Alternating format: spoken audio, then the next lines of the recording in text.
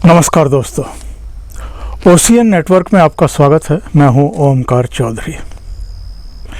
जब किसी राज्य में चुनाव होने वाला होता है या चुनाव की प्रक्रिया शुरू होने वाली होती है, उससे पहले कुछ भी हो उसे सीधे चुनाव के साथ कोरिलेट कर दिया जाता है। और ये टेंडेंसी राजनीतिक दलों में तो है ही।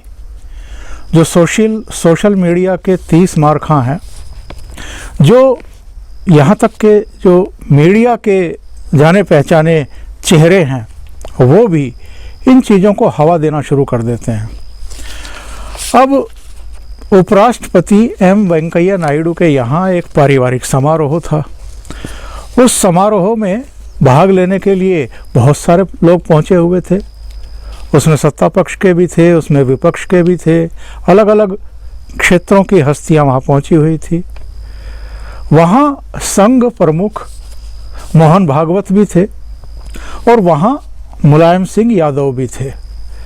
और इत्तेफाक से दोनों एक जगह एक ही सोफे पर बैठे हुए थे।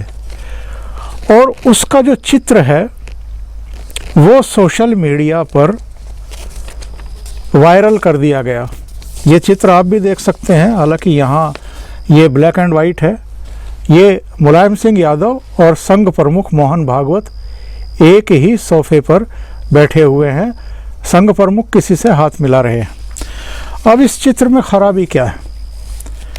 जो हमारा सामाजिक ताना बाना है, जो हमारी सभ्यता है, जो हमारी संस्कृति है, जो हमारे संस्कार हैं, उनमें विपरीत विचारधारा के लोग भी एक साथ बैठ सकते हैं, एक साथ बैठ कर के बात कर सकते हैं। या उनमें ऐसी दुश्मनी होनी चाहिए कि वो एक दूसरे को फूटी आंख देखने को तैयार ना हो, एक दूसरे के साथ बैठ कर के उनके सुख दुख की ना पूछ सकें, उनके कुशल क्षेम ना ले सकें। ऐसी तो हमारी भारतीय संस्कृति नहीं है। लेकिन इसको अलग नज़रिए से देखा गया और समाजवादी पार्टी और भारतीय जनता पार्टी के कुछ लोगों ने इसको आप मूर्खतावश कह लीजिए या कुछ भी कह लीजिए, इस पर जम करके ट्वीटबाजी की, बयानबाजी की। अभी भारतीय जनता पार्टी की तरफ से किसी ने कहा कि तस्वीर बहुत कुछ बोलती है। इसके बाद समाजवादी पार्टी ने भी पलटवार किया, वहाँ से रीट्वीट किया गया इसको कि तस्वीर कुछ बोलती है और ये राज खोलती है कि कोई बताने आए थे अनुपयोगी जाने वाले हैं और साइकिल वाले आने वाले हैं। इस तरह की बातें। अब वेंकैया नायडू के यहाँ कोई काज है जिसमें सब शामिल हो रहे हैं। मोहन भागवत ऐसी जगह जाकर के बैठ गए या मुलायम सिंह यादव ऐसी जगह बैठ गए जहाँ पहले से मुलायम सिंह मौजूद थे या मोहन भागवत मौजूद थे। तो इसमें कौन सी आफत आ गई थी? और ये भी अटकलबाजी मीडिया में शुरू हो गई कि मुलायम को लेकर के भारतीय जनता पार्टी का जो नरम रुख है वो नया नहीं है। 2014 के लोकसभा चुनाव में नरेंद्र मोदी यूपी के चुनावी मंचों पर नेताजी को 56 इंच का सीना दिखा रहे थे। लेकिन मोदी के शपथ ग्रहण में जब मुलायम पहुंचे तो अमित शाह ने उनका हाथ पकड़कर उन्हें अगली लाइन में बैठाया। मुलायम के पोते तेज प्रताप यादव की शादी में भी प्रधानमंत्री सफाई पहुंचे थे। यूपी के सीएम योगी आदित्यनाथ भी अक्सर मुलायम सिंह का हाल चाल लेने के लिए उनके घर पहुंचते हैं। और इस खबर में ये भी कह दिया गया कि दरअसल भाजपा रणनीतिक तौर पर मुलायम पर नरम और अखिलेश यादव पर गरम रहती है। सतीश चंद्र मिश्रा बहुजन समाज पार्टी के महासचिव, उन्होंने तो कुछ और ही आगे बात को बढ़ा दिया और कहा कि आरएसएस प्रमुख मोहन भागवत की वायरल तस्वीर बताती है कि अंदर इनकी मिली भगत है। अब जग जाहिर हो गया है कि भाजपा और सपा एक ही सिक्के के दो पहलू हैं। यानी एक कार्यक्रम में कहीं अगर मोहन भागवत और मुलायम सिंह यादव मिल गए, बैठ गए किसी सोफे पर, बातचीत करने लगे, तो उसको भी राजनीतिक तूल दिया जा रहा है। दूसरी तरफ एक और ही पहलू है, वो ये है कि अभी 3 दिन पहले ही अखिलेश यादव के कुछ करीबियों के यहाँ इनकम टैक्स डिपार्टमेंट ने छापे डाले हैं और उस छापे में ये दावा किया गया है कि 1 करोड़ 12 लाख की तो नकदी बरामद हुई है जो अवैध थी, जो कहीं घोषित नहीं थी, जिसका टैक्स नहीं चुराया गया था, और करोड़ों की टैक्स चोरी पकड़ी गई है। ये भी कहा गया है कि सिविल कंस्ट्रक्शन से जुड़े कारोबारी के यहाँ करोड़ों रुपए के बोगस दस्तावेज मिले हैं और खाड़ी के देशों में पैसा भेजने के मामले में भी फेमा का उल्लंघन किया गया है, यानी विदेशी मुद्रा प्रबंधन अधिनियम फेमा का उल्लंघन किया गया है। और जो समाजवादी पार्टी के राष्ट्रीय प्रवक्ता हैं राजीव राय और आरसीएल ग्रुप के जो मनोज यादव हैं, अखिलेश यादव के जो ओएसडी रहे हैं जैनेंद्र यादव, और जो कारोबारी हैं राहुल भसीन, इनके यहाँ ये छापे पड़े थे और 2 दिन तक छापेमारी चलती रही। एक छापेमारी सेम डे 12 बजे निपट गई थी, बाकी के यहाँ 2 दिन चली। और आरसीएल ग्रुप के बारे में ये जानकारी आईटी ग्रुप ने, आईटी डिपार्टमेंट ने दी है कि 86 करोड़ की अघोषित आय का पता चला है उनके यहाँ से। 68 करोड़ पर इस कंस्ट्रक्शंस कंपनी के मालिक ने दंड की रकम चुकाने पर सहमति भी प्रदान की है। और लखनऊ का जो कारोबारी जिसके यहाँ छापे पड़े थे, वहाँ से 11 करोड़ के अवैध निवेश के कागज और 3.5 करोड़ की बेनामी कंपनी के दस्तावेज भी बरामद हुए हैं। इसके अलावा एक दूसरा कारोबारी है, उसने फर्जी कंपनियों के जरिए 408 करोड़ का निवेश करके टैक्स चोरी की। कलकत्ता से निवेश किया गया, खाड़ी के देशों से भी इनके ट्रस्ट के तार जुड़े हुए पाए गए हैं, जो अवैध लेन देन हुआ है, जिसमें फेमा का उल्लंघन हुआ है।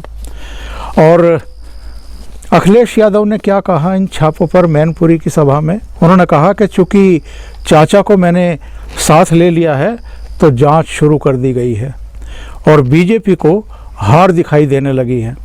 उधर जया बच्चन ने भी इन छापों पर टिप्पणी व्यक्त की। उन्होंने कहा कि ये बीजेपी की घबराहट है।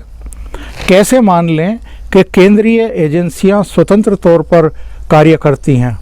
उन्होंने कहा कि क्या हम अशिक्षित हैं, अनपढ़ हैं? तो नहीं भाई, आप बहुत पढ़ी लिखी हैं। जो आपने राज्यसभा में भी बताया कि आप कितनी पढ़ी लिखी हैं। जहां अमिताभ बच्चन, इनके पतिदेव, सुसभ्य अपने व्यवहार के लिए देश और दुनिया में जाने जाते हैं, वहीं इन्होंने जो नज़ारा पेश किया राज्यसभा में वो तो सबके सामने है। तो कुल मिलाकर के चूँकि उत्तर प्रदेश में, उत्तराखंड में, पंजाब में, मणिपुर, गोवा में अब विधानसभा चुनाव की रणभेरी बजने वाली है, इसलिए कोई भी कार्रवाई हो, कोई भी कहीं सीटिंग हो, मीटिंग हो, उसको राजनीतिक चश्मे से देखना शुरू कर देते हैं लोग। इन छापों के बारे में भी ऐसा ही कुछ कहा गया। प्रधानमंत्री नरेंद्र मोदी प्रयागराज में थे और इससे पहले चाहे बनारस में हो, चाहे सुल्तानपुर में हो, अलग अलग जगहों पर जहां भी प्रधानमंत्री गए हैं, उनके निशाने पर भी कांग्रेस नहीं रही है, बहुजन समाज पार्टी नहीं रही है, अखिलेश यादव और समाजवादी पार्टी रही है, इनकी सरकार रही है। इनके सरकार के जो कारनामे रहे हैं वो रहे हैं। क्या कहा उन्होंने वहाँ पर? उन्होंने कहा कि 5 साल पहले तक यूपी की सड़कों पर माफिया राज था। बहन बेटियों का सड़क पर निकलना मुश्किल होता था, लेकिन वे बोल नहीं सकती थी क्योंकि थाने में अपराधियों और बलात्कारियों की सिफारिश में फ़ोन आ जाते थे। योगी जी ने इन गुंडों को उनकी सही जगह पहुंचाया है। हमारी माताएं और बहनें कभी नहीं चाहेंगी कि यूपी में 2017 के पहले जैसा माहौल दोबारा आए। तो प्रधानमंत्री का भी अटैक सीधे सीधे समाजवादी पार्टी पर। फिर इसका क्या मतलब है कि आप मोहन भागवत के साथ अगर मुलायम सिंह बैठ गए हैं तो आप कहना शुरू कर दें कि समाजवादी पार्टी में और भारतीय जनता पार्टी में मिली भगत है, दोनों मिलजुल करके चुनाव लड़ रहे हैं। जो इनके धर्मेंद्र प्रधान हैं भारतीय जनता पार्टी के यूपी के प्रभारी जो चुनाव के बनाए गए हैं, ख़ास तौर से वो मऊ के घोसी में थे मंगलवार को, और जन विश्वास यात्रा को उन्होंने संबोधित किया। उन्होंने कहा कि अखिलेश यादव सीएम योगी को अनुपयोगी कहते हैं। योगी ने गुंडागर्दी और दहशतगर्दी करने वाले मुख्तार अंसारी और अतीक अहमद को जेल में डाल दिया। वो इसलिए अनुपयोगी हैं क्योंकि उन्होंने गरीबों की ज़मीन और नौकरी हड़पने वाले आजम खान को जेल में डाल दिया। बिचौलिए और गुंडे अपराधी जेल में हैं। यही सब अखिलेश के नवरत्न थे, इसीलिए योगी अखिलेश के लिए अनुपयोगी हैं। और वो यहीं चुप नहीं रहे, उन्होंने कहा कि जो आदित्यनाथ योगी हैं, मुख्यमंत्री हैं, उन्होंने गरीबों, पिछड़ों, दलितों, वंचितों, महिलाओं और युवाओं के लिए बहुत काम किया है। उनके लिए तो बहुत उपयोगी हैं क्योंकि उन्होंने उनके हित के लिए काम किया है, उनके अधिकारों के लिए काम किया है। 5 लाख रुपए तक का आयुष्मान का स्वास्थ्य रक्षा कवर दिया है, और हमने अपने लाभार्थियों को आत्मसम्मान और स्वाभिमान से जीवन यापन करने का पैकेज दिया है। उन्होंने कहा कि प्रदेश में भाजपा सरकार ना होती तो क्या होता, ये पूरे प्रदेश की जनता अच्छे तरीके से समझती है। उन्होंने कहा कि गरीबों और पिछड़ों के नाम पर राजनीति करने वालों ने केवल अपने महल खड़े किए हैं। उन्होंने अपने करीबियों का ही पोषण किया है। 2017 के बाद भाजपा की सरकार ना होती तो प्रदेश में ऐसी ही व्यवस्था जारी रहती। जनता के आशीर्वाद से हम विधानसभा चुनाव में योगी के नेतृत्व में डबल इंजन की 300 प्लस सीटों के साथ पूर्ण बहुमत की सरकार बनाएंगे।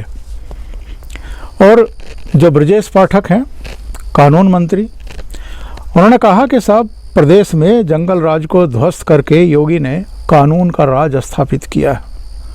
इसको लेकर जनमानस में सरकार के प्रति विश्वास जगा है, और 2022 विधानसभा चुनाव में 325 से अधिक सीटें जीत करके फिर से भारतीय जनता पार्टी अपनी सरकार बनाएगी। और इन्होंने ही अयोध्या में ये कहा कि निवेशकों की आज उत्तर प्रदेश पहली पसंद बना हुआ है। इतने बड़े अटैक समाजवादी पार्टी पर भारतीय जनता पार्टी की तरफ से हो रहे हैं, प्रधानमंत्री से लेकर के मुख्यमंत्री तक, उनके मंत्री तक, भारतीय जनता पार्टी के जो विधानसभा चुनाव हैं उनके प्रभारी तक अटैक कर रहे हैं। लेकिन एक धड़ा है जो मोहन भागवत को और मुलायम सिंह यादव को एक साथ बैठे देखकर कहता है कि ये तो मिली भगत है समाजवादी पार्टी और भारतीय जनता पार्टी के। और ये कौन लोग हैं? या तो बहुजन समाज पार्टी के लोग हैं या फिर कांग्रेस के हित चिंतक हैं। अभी के लिए इतना ही। बहुत बहुत धन्यवाद।